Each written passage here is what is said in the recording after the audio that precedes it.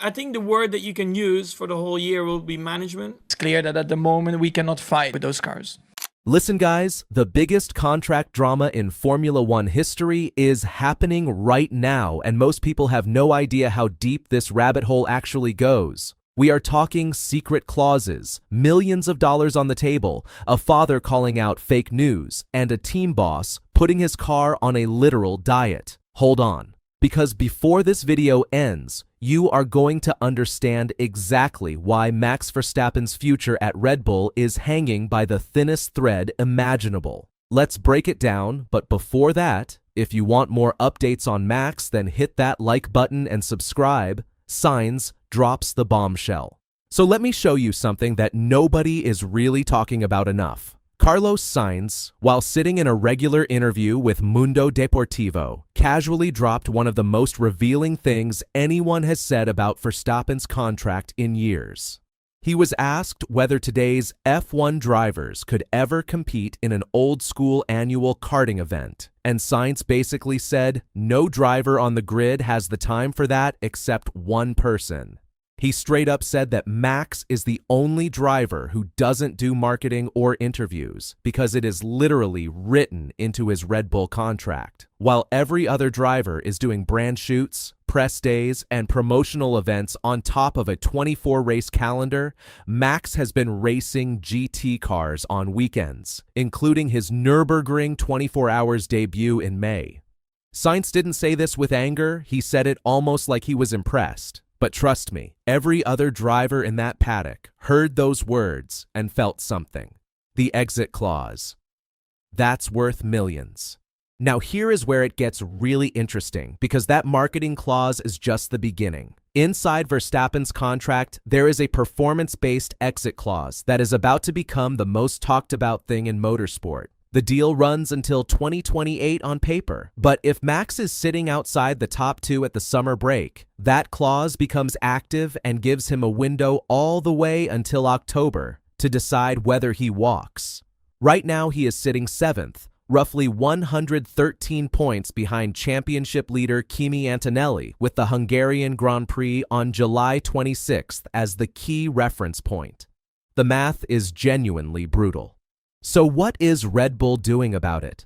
According to Germany's Bild newspaper, they are trying to buy it out for a figure in the low double-digit millions, and that conversation happened at a high-level meeting in Salzburg, involving Max, his manager Raymond Vermeulen, Red Bull heir Mark Mateschitz, CEO Oliver Mintzlaff, and team boss Laurent Mekies.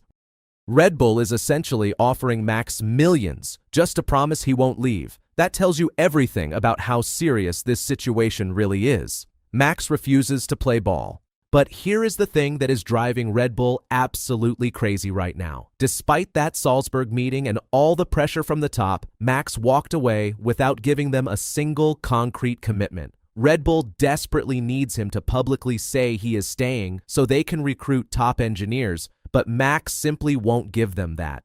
His manager Raymond Vermeulen finally spoke publicly and said they want to continue with Red Bull and see Max finish his career there, but only if he has the genuine chance to win. He also confirmed a decision could come before the summer break. What makes this even more fascinating is that Ralf Schumacher revealed Red Bull was so desperate they asked Max to sign an extension until 2032, and Max reportedly said he didn't need that right now because he already has a contract until 2028 and would rather wait and see. That is a man who knows exactly how much power he holds. The Austrian GP diet plan. Now, while all this contract drama plays out behind closed doors, Red Bull is also trying to fix the actual car because the RB22 has a weight problem that is costing them serious lap time. The car started this season a massive 12 kilograms over the FIA's minimum weight limit of 768 kilograms. And that extra mass has been killing their tire degradation and making the car incredibly hard to drive at the limit. They managed to cut that down to 6 kilograms overweight during the Miami upgrade, but the real fix is coming at the Austrian Grand Prix. Team principal Laurent Mekies said, and I love this quote, "Austrian food is good, I know, but the plan is to get the car to eat a little bit less there and to get on a bit of a diet. This will be Red Bull's second major upgrade of the year, and everything is riding on it. Because if Austria doesn't deliver real lap time gains, that exit clause conversation is going to get very loud very quickly. The Mercedes offer that wasn't good enough. So with Red Bull struggling, where else could Max go? Mercedes is the obvious answer, and Ralf Schumacher stirred things up when he claimed on the Backstage Boxengasse podcast that Toto Wolff had made Max a secret offer to join Mercedes in 2027. The only problem? The offer was so bad financially that it was never a real option. Remember, Max currently earns somewhere between $65 and $70 million per year in base salary at Red Bull alone.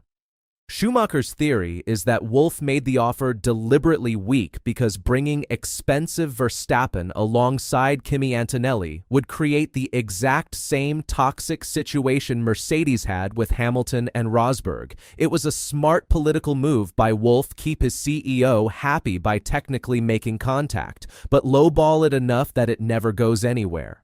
Brutal boardroom chess. Joss shuts it all down. Now naturally, when a story this big breaks, the Verstappen camp responds fast. Jos Verstappen went straight to Instagram and fired back at Schumacher with just a few words. Ralph, again you bring wrong information.